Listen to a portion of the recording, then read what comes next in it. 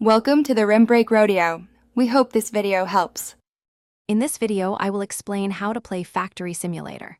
To begin your industrial journey, first choose a strategic starting location rich in raw materials. Next, deploy your initial resource extractors and link them to basic processing units like smelters or assemblers. Remember to establish a reliable power source, such as a coal generator, to energize your growing operation. Carefully planning your initial factory layout will save you significant time and effort as you expand. Once your basic setup is complete, focus on building efficient production chains.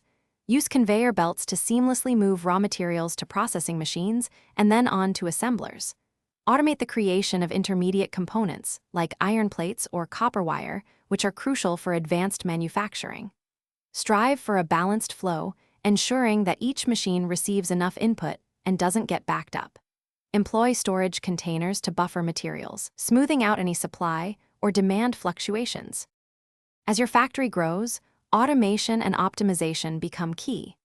Introduce advanced automation tools, such as programmable logic controllers, to manage intricate production sequences. Carefully optimize your conveyor belt routes to reduce travel times and boost overall throughput.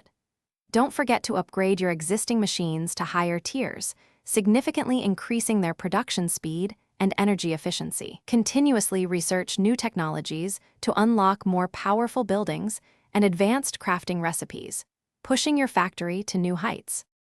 Finally, focus on expanding your industrial empire and implementing advanced strategies. Extend your factory's reach to tap into new, distant resource nodes, dramatically increasing your raw material supply. Design specialized production hubs, dedicating specific areas to different product categories for better organization. Build a robust and redundant power grid to ensure your entire complex remains operational. For long-distance material transport, consider deploying efficient train networks or even automated drone systems to connect your various outposts. Thanks for watching. Consider subscribing if we helped you.